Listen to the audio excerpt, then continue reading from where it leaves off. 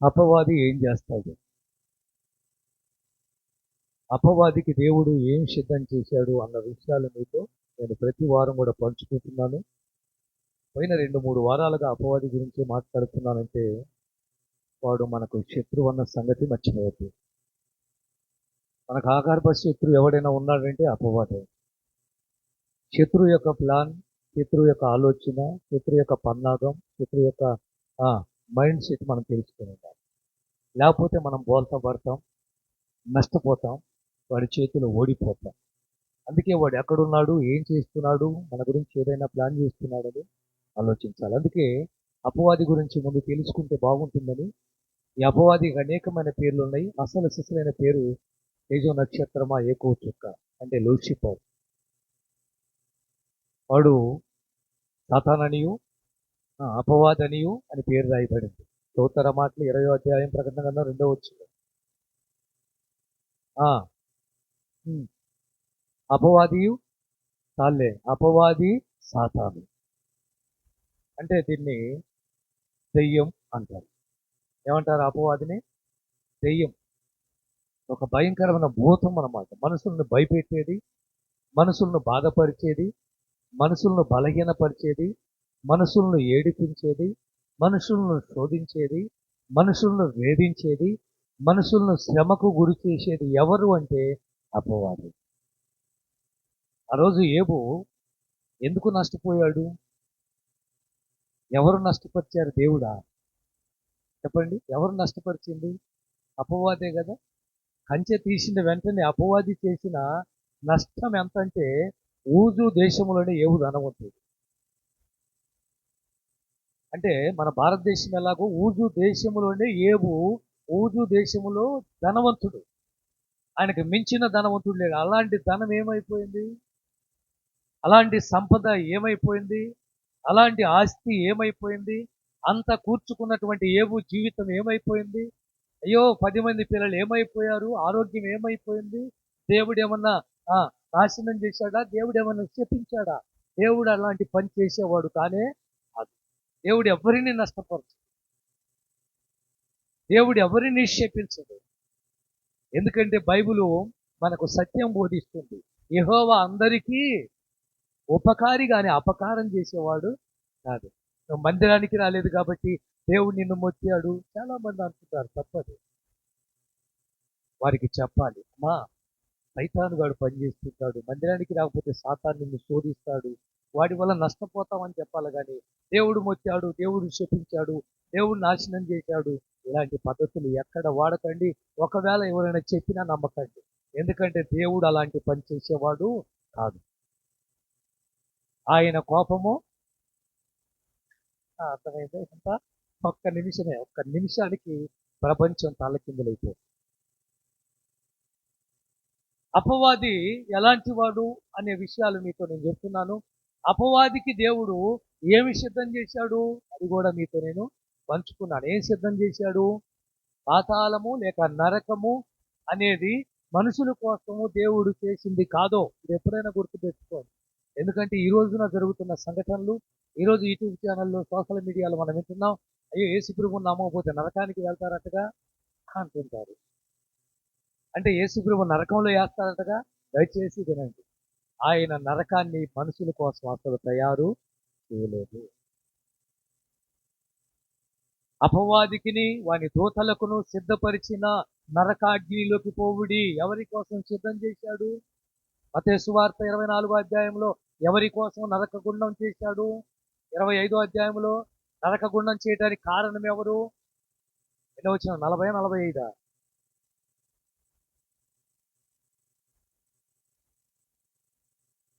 41.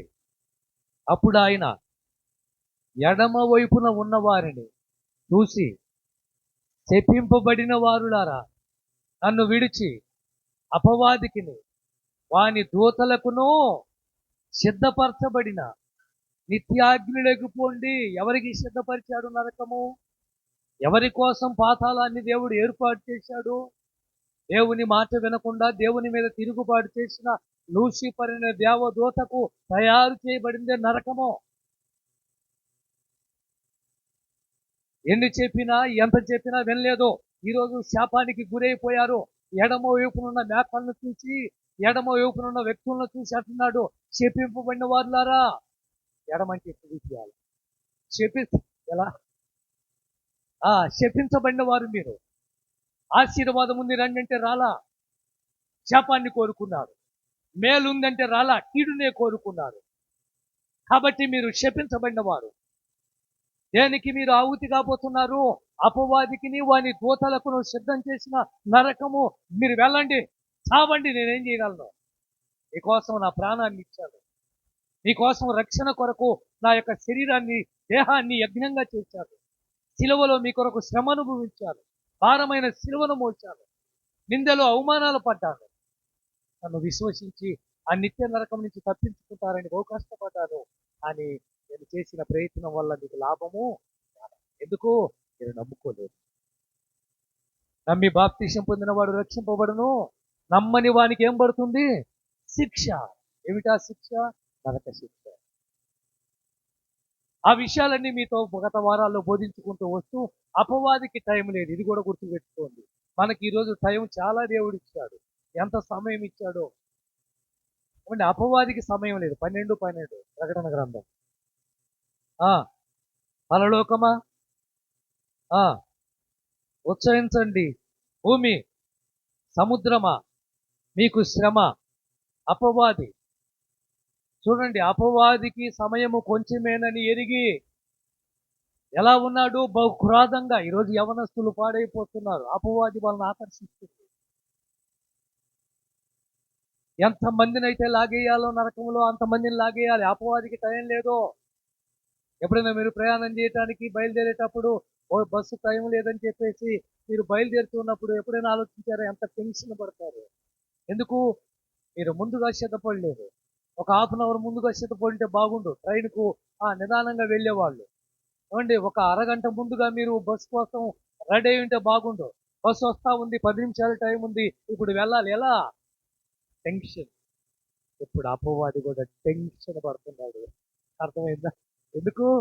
Time లేదు వాడికి time లేదు. యేసుక్రీస్తు రాకడేమో సమీపంగా ఉంది. ఈలోపు నేనేమో నాకు టైం లేదు. ఎంతమందిని పాతాళానికి తీసుకొని వెళ్ళాలో అంతమందిని తీసుకొని వెళ్ళాలి.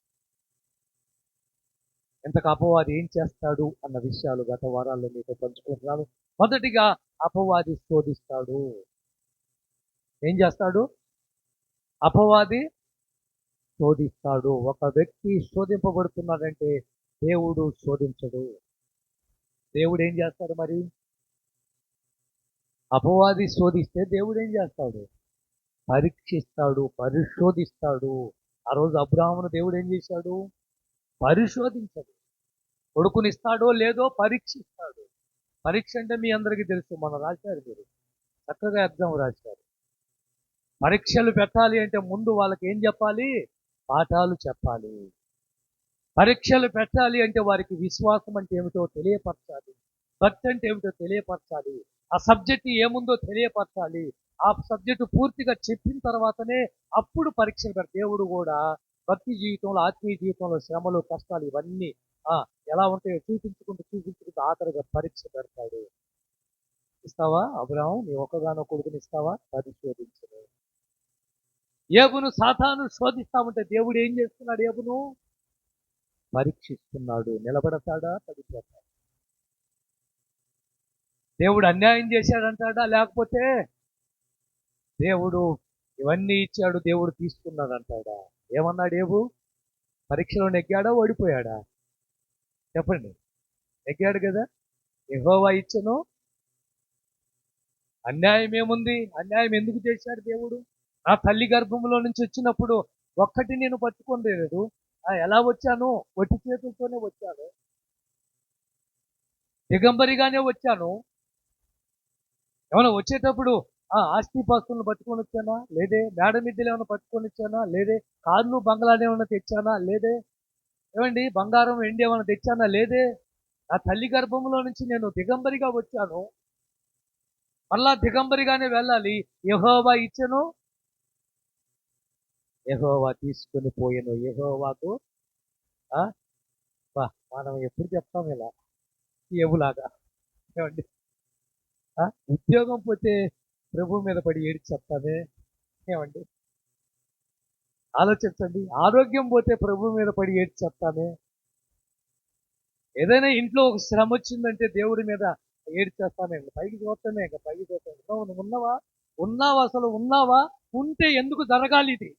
ఇంతేగా. ఏమండి ఛాలెంజ్. ఏబు ఆ రోజు ఏబుకు తెలియదు. దేవుడు పరిశోధిస్తున్నాడని, పరీక్షిస్తున్నాడని ఏబుకు తెలియదు. సైతాను శోధిస్తున్నాడని ఏబుకు తెలియదు.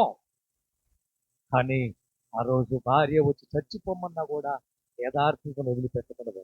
ఈ సైతాన్ ఒకటి శోధిస్తాడు. రెండో మాట మనం చూస్తూ ఉన్నాం. 12వ అధ్యాయం 9వ వచనం. రెండో మాట మీతో కొంత పంచుకున్నాను. కొన్ని విషయాలు త్వరగా 10 నిమిషాల్లో ముగింపులకు తీసుకుని వస్తాను. 12వ అధ్యాయం 9వ వచనం ప్రకటన గ్రంథం. కాగా సర్వలోకమును మోసపుస్తూ అపవాదనియు సాతాననియు పేరు గల ఆది సర్పము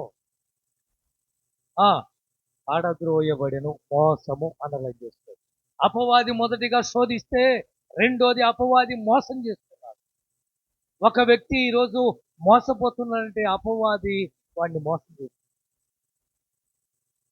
ఈరోజు పోయిన వారం మీకు చెప్పాను, ఎంతో మంది అమ్మాయిలు మోసపోతున్నారు అబ్బాయి చేతుల్లో. ఎంతో మంది అబ్బాయిలు మోసపోతున్నారు అమ్మాయి చేతుల్లో. ఎంతో మంది తల్లులు మోసపోతున్నారు కొంతమంది చేతుల్లో. ఎంతో మంది మోసపోతున్నారు వాళ్ళ యొక్క మాట తీరుని బట్టి. ఆ రోజు ఏషియావుని యాకోబు ఎన్ని మార్లు మోసం చేశాడు? ఎన్ని మార్లు మోసం చేశాడు? చదవండి ఆ మాట చదివిస్తాను. 27వ అధ్యాయం ఆదికాండం 36వ వచనం. పోయిన వారం చెప్పాను మీకు. చదువు. ఏషియావు సరిగా ఉంది. అతడు నన్ను 2 సార్లు నన్ను మోసం చేశాడు నానా. ఏషియావు మొత్తుకుంటున్నాడు. ఎవడు మోసపోమన్నాడు? ఎవడు మోసపోమన్నాడు? ఎన్నోసార్లు చెప్పాను, మనిషిని నమ్మినట్టే ఉండండి, దయచేసి నమ్మకండి. ఎవరిని నమ్మాలి? ఎవరిని నమ్మాలి? ఎవరిని నమ్మి మన అబ్బాయిని వాళ్ళమ్మట పంపించాలి? ఎవరిని నమ్మి మన అమ్మాయిని వాళ్ళమ్మట పంపించాలి?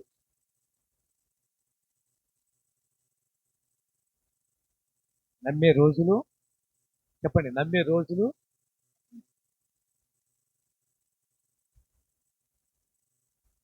మోసపూరితమైనటువంటి వాడు అపవాది. ఆ రోజు అవ్వమనే మోసం చేసి నువ్వు నేను ఎంత చెప్పాను. ఇది నిజమా? దెబ్బకు పడిపోయింది అపవాది.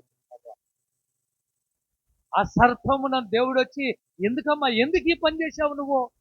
నేను చెప్పాను కదా పదే పదే. ఆయనకి చెప్పాను, నీకు చెప్పాను కదా. ఎందుకు తల్లి పని చేశావు అంటే, తప్పు లేదయ్యా, సర్పము నన్ను మోసం.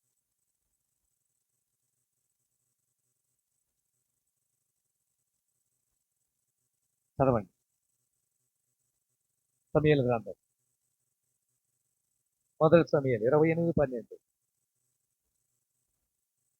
ఆ స్త్రీ సమూయేలును చూసినప్పుడు బిగ్గరగా కేక వేసి,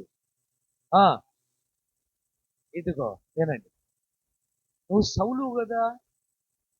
సౌలు ఏమైందంటే, సౌలుకు దేవుడు ప్రత్యక్షం కావటం మానేశాడు. సౌలుకు దేవుడు ప్రత్యక్షం కావటం మానేశాడు. ప్రవక్తల ద్వారా సౌలుతో మాట్లాడటం మానేశాడు. యుద్ధానికి వెళ్ళాలో లేదో ఒకప్పుడు సమూయేలు ఉండేవాడు. సౌలుకి ఎంతో హెల్ప్ చేశాడు. ఎన్నిసార్లు సహాయం చేశాడు. అయ్యా మరి సమూయేలు గారు యుద్ధానికి వెళ్ళాలా లేదా? 13వ అధ్యాయం 15వ అధ్యాయం ఇవన్నీ కూడా మనకు సౌలు సమూయేలు కనిపిస్తారు. అయితే సౌలు చేసినటువంటి పనికి మాలిన పనికి సమూయేలు సౌలు ఇంటికి పోవటం మానేశాడు. సౌలు ఇంటికి వెళ్ళటం మానేశాడు. అంతటితో ఆగల. సౌలుతో దేవుడు దర్శించటం కానీ, సౌలు రాజుతో మాట్లాడటం కానీ, సౌలును దర్శించి ఏం కావాలో చెప్పటం కానీ లేదు. ఇలా కొద్ది కాలం జరిగిన తర్వాత సౌలుకు అర్థం కాలే, ఒక భయంకరమైన యుద్ధానికి వెళ్ళాలి.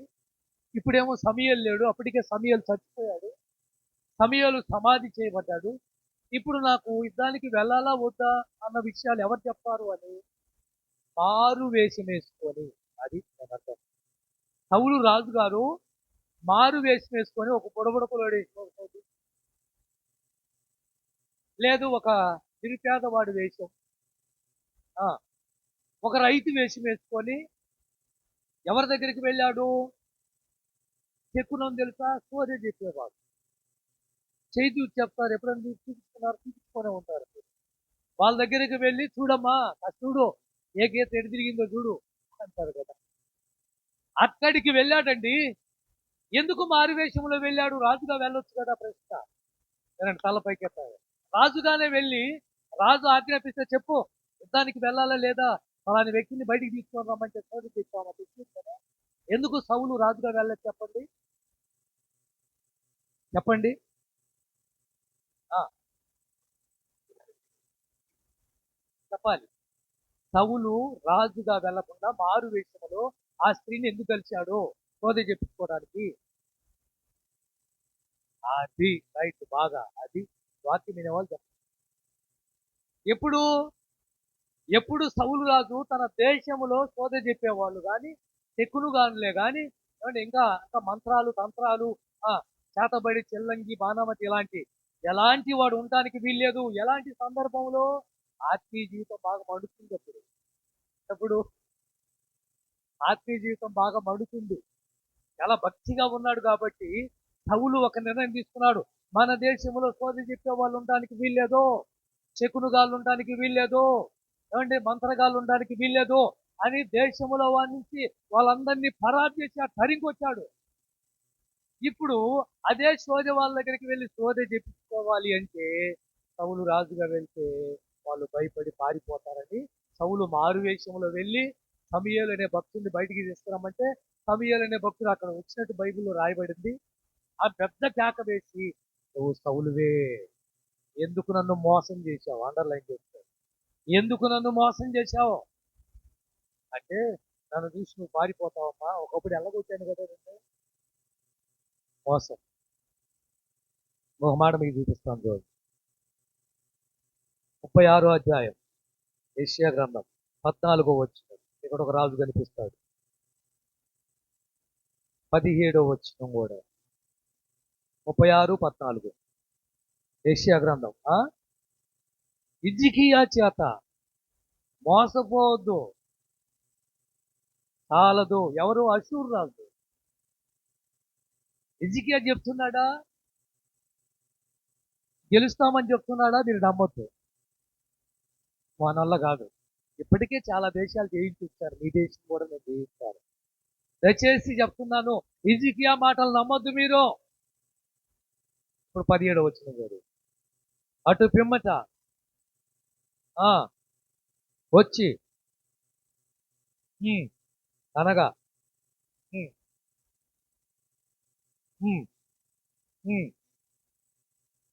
దేశమునకు పోదును చెప్పి ఏమంటున్నాడు? దేవుని పేరు చెప్పి మోసం చేస్తున్నాడు అని చెప్తున్నాడు ఇప్పుడు. అవును కదా. ఈరోజు దేవుని పేరు మీద ఎన్ని మోసాలు, అంటే దేవుని పేరు మీద ఎంత డబ్బు,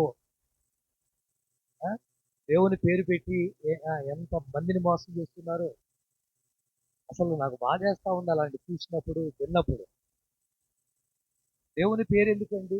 మోసం చేయటానికి, జనాన్ని మాయ చేయటానికి. దేవుని పేరు అడ్డం పెట్టుకొని ఎందుకు ఆ వ్యక్తిని మోసం చేసేది? అదే దేవుని నమ్ముకున్నానని చెప్పి మా ఫ్రెండ్ దగ్గర ఒక అతను రెండు బస్తాలు 2 క్వింటాలు బియ్యం ఇచ్చిపోయి డబ్బులు ఎప్పుడు పేరు ఎవరిది? ఆత్మీయుడు అనుకున్నాం, భక్తిపోడు అనుకున్నాం. మంచివాడు, పాటలు పాడుతున్నాడు, చాలా భక్తిగా ఉన్నాడు అని అంటే అప్పుగా 2 కట్టలు బియ్యం వేస్తే 2 క్వింటాలు బియ్యం వేస్తే ఎక్కువ డబ్బులు, దాని కాడ పెద్ద గొడవే జరిగింది. ఎవరి పేరు నమ్మి ఆ బియ్యం ఇచ్చాం? దేవుని పేరు నమ్మి. అయితే ఇక్కడ అషూరు రాజు అంటున్నాడు, అతను ఏం చేశాడు? లాస్ట్ మాట్లాడు మళ్ళా 17 లాస్ట్ మాట. యెహోవా మిమ్మల్ని విడిపిస్తాడని, మిమ్మల్ని మోసం చేస్తున్నాడు, దేవుని పేరు చెప్తున్నాడు, మోసం చేస్తాడు, నమ్మొద్దు. లేదు హిజ్కియా చెప్పింది ఆ రోజు నిజమే. ఇదిగో మనకు దేవుడు ఉన్నాడు. అషూరు రాజు మనల్ని ఏమీ చేయలేడు. మన పక్షాన యెహోవా ఉన్నాడు. యుద్ధం ఆయన చేస్తాడు. మన శక్తి సామర్థ్యాలు సరిపోదు కానీ దేవుని శక్తి ముందు వాడు నిలబడలేడు. 38వ అధ్యాయానికి వచ్చినప్పుడు, 38వ అధ్యాయమేనా ఏ అధ్యాయము 38, 39 అధ్యాయంలో ఈ అశూర్ రాజు ఉన్నాడా అసలు? ఈ అశూర్ రాజు సైన్యం ఉందా? 1,85,000 మందిని చంపింది ఈ అశూర్ రాజు సైన్యాన్నే దేవదూత. మోసం మోసం. ఇక కొత్త నిబంధనకి వెళ్ళిపోదాం త్వరగా. ఈ కొత్త నిబంధనకు వచ్చినాక యేసు ప్రభు స్వయంగా చెప్పిన మాటలు. మత్తయి సువార్త 24వ అధ్యాయం 4వ వచనం 5వ వచనం. మత్తయి సువార్త 24, 4వ వచనం 5వ వచనం. యేసు వారితో ఎట్లనెను, చూస్తుంది అదిగో అనేకులు నా పేరు పెట్టుకొని వస్తున్నారు, నేనే క్రీస్తును అని చెప్పి మిమ్మల్ని ఏం చేస్తారు? మీరు జాగ్రత్త. ఆత్మీయులకు చెప్తున్నాడు, సంఘానికి చెప్తున్నాడు. తన స్వరక్తం ఇచ్చి కొన్న సంఘంతో మాట్లాడుతున్నాడు. జాగ్రత్త జాగ్రత్త జాగ్రత్త. మోసపరిచే వాళ్ళు ఉన్నారు, జాగ్రత్త. అబద్ధపు క్రీస్తులు రాబోతున్నారు. అది కూడా ఉంది. ఎక్కడుంది? 11వ వచనం చూడు, 24:11. అదిగో అనేక మంది అబద్ధ ప్రవక్తలు వచ్చి పలువురిని ఏం చేస్తారు? అందుకే ఏ సేవకుడు పడితే ఆ సేవకుడికి రావటానికి వీలు లేదు. అబద్ధ బోధన. ఏమండి, మన ఇంటికి వస్తూ పోతున్న దైవజనుడు ఎలాంటి వాడు చెప్పండి? పుణ్యం పట్టినస్తురాలు ఏమంది?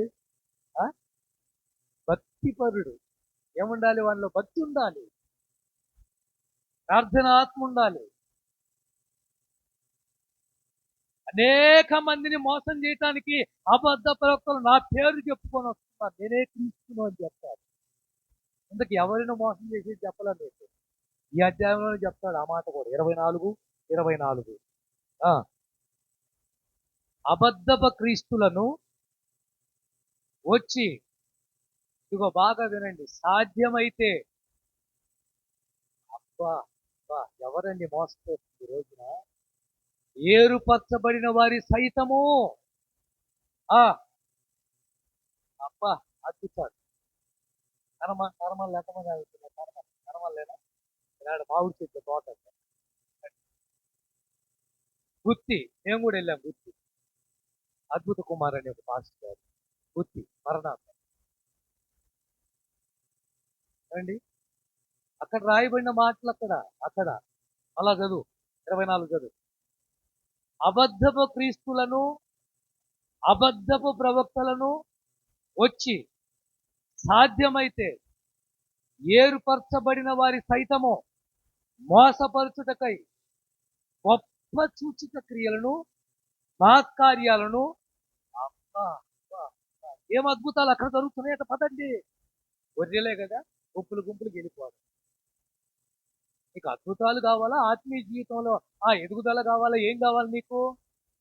అద్భుతం ఏంటండి? నమ్ముతాను నీ వల్ల అయితే సమస్తము సాధ్యమే. అమ్మా, నీ విశ్వాసమే నిన్ను స్వస్థపరిచింది. నీకు నమ్మకం ఉండాలి, కానీ అక్కడికి ఇక్కడికి పరుగులాట్లు ఎందుకు? ఇక్కడ ప్రార్థన చేయి, విశ్వసించు. మధ్యకాలం నేను వాకింగ్కి వెళ్ళి ఏదో నడుచుకుంటూ పోక నేనేదో పరిగెత్తటం మొదలుపెట్టి, ఈ పరిగెత్తడంలో ఏమైందో తెలియదు. ఆ కండరం ఎక్కడో పట్టేసింది మోకాల కింద. అంతే, వారం దాకా కదల్లా. ఇలా పెట్టుకోవడానికి, ఇలా మర్చుకోవడానికి లేదు, ఇలా సాపుకోవడానికి లేదు. ఇంతకుముందు మోకాలు కట్టేది, అదేమన్నా తేడా వచ్చిందేమో. అది కాదు, దానికి అప్పటికి మా ట్యాబ్లెట్లు తెచ్చాను, ఆ తర్వాత దానికి ట్యూబ్ ఒకటి తెచ్చాను, ఆయిల్మెంట్ తెచ్చాను, అన్ని రాసుకున్నాను. ఆఖరికి చేసేది నాకు గుర్తొచ్చింది, మనం ప్రేర్ చేసిన ఆయిల్ ఉంది కదా, వీటన్నిటితో పని ఏముందని ఇక ప్రార్థన చేసిన ఆయిల్ రాసి గుర్తు. మీరు నమ్మాలండి, మీరు నమ్మాలి. అసలు ఆ పెయిన్ కానీ, నొప్పి కానీ, మరలా 3 రోజుల నుంచి నేను వాకింగ్కి వెళ్తున్నాను, అసలు ఆ ప్రాబ్లమే లేదు. దేవునికి స్తోత్రం, హల్లెలూయా. విశ్వాసం అండి, విశ్వాసము. మందులు ఆడొద్దని బైబిల్ చెప్పడం లేదు, డాక్టర్ని కలవద్దని బైబిల్ చెప్పడం లేదు, మందు వేసుకోకుండా రోగం అదే పోతే ఎక్కడా లేదు. కుష్ఠరోగిని బాగు చేసిన తర్వాత ప్రభు అన్నాడు, తర్వాత నువ్వు వెళ్ళి యాజకుడు కనపరుచుకో అంటే వ్యాధి ఉందో లేదో ఆ రోజుల్లో యాజకులు చెప్తారు. కుష్ఠరోగం ఉందో లేదో, ఉంటే పాలెం అవతల వాడిని ఉంచాలి. అర్థమవుతుందా మీకు? ఎందుకు యాజకుడిగా టెస్ట్ చేయించుకో. అసలు ఆ నొప్పి కానీ ఆ బాధ కానీ లేదు. అద్భుతం కాదా?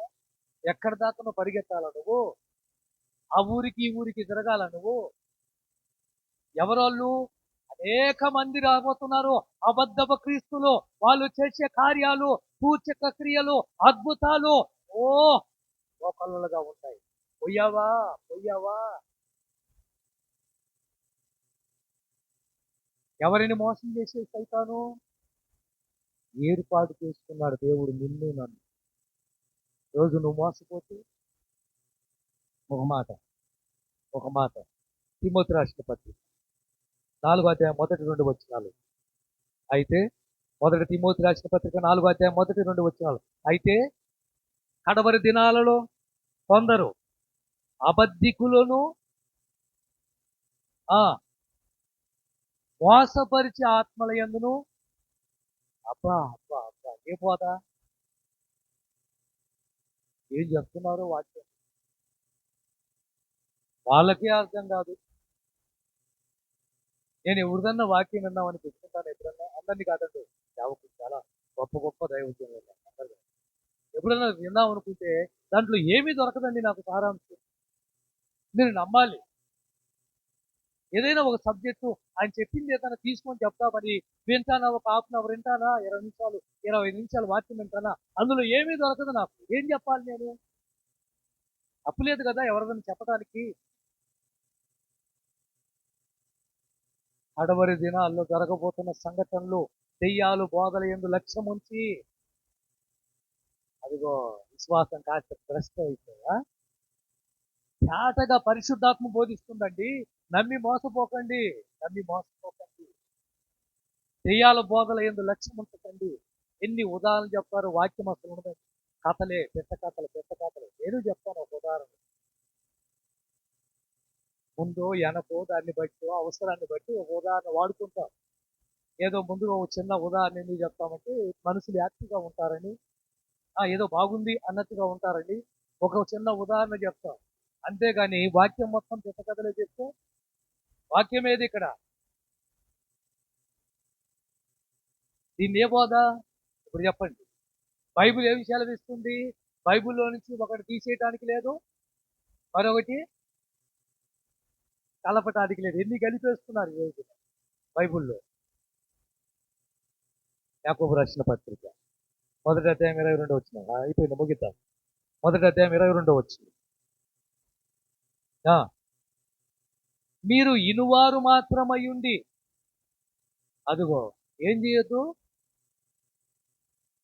వింతం వరకు విని మోసపోతున్నారే.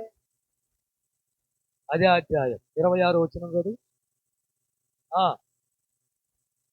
ఆ ఆ భక్తి గలవాడనని అనుకుంటే వ్యర్థమే. చాలే, 26 అయిపోయిందా? మళ్ళీ చదువు. ఎవడైనను చూసావా, హృదయంలో మోసం జరుగుతుంది. తన హృదయాన్ని మోసం చేస్తుంది. మోసపరిచే ఆత్మలు ఉన్నాయి. ఏమండి, తప్పుడు బోధకులు ఉన్నారు. దెయ్యాల ఆత్మలు ఉన్నాయి. తప్పుడు ప్రవక్తలు ఉన్నారు. క్రీస్తును నేనేనని చెప్పి వచ్చే వాళ్ళు కూడా ఉన్నారు.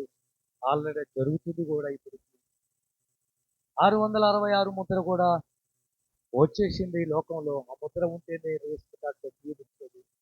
ఆ ముద్ర ఉంటేనే ఆధార్ కార్డు ఉండేది. ఆ ముద్ర ఉంటేనే ప్రభుత్వం లెక్కలు ఉండేది, జనాభా లెక్కలు. లేకపోతే ఇవన్నీ జరగబోతున్నాయి. అపవాది తంత్రాలు ఎదిరించలేకపోతే అపవాదికి చోటిచ్చినట్లయితే నువ్వు మోసపోయినట్లే. కాబట్టి అందుకే మాటల చేత అంటాడు. ఎఫెసీయులు రాసిన పత్రిక 5వ అధ్యాయం 6వ వచనం. ఎఫెసీయులు రాసిన పత్రిక 5వ అధ్యాయం 6వ వచనం. ఏ మాటలు అక్కడ రాయబడ్డాయి? వ్యర్థమైన మాటల వలన. చూసావా, వ్యర్థమైన మాటలు, పనికిరాని మాటలు, ఉపయోగం లేని మాటలు. అరటి పండు తీసి ఒలిచి నోట్లో పెట్టినట్టే. ఏమో నమ్మితి, ఈ అమ్మాయి నమ్మితి, ఈ అబ్బాయి నమ్ముతాడు. అబ్బా నన్ను ఎంత ప్రేమిస్తున్నావా? వస్తుంది. దొంగ దొంగ మోసగాడు.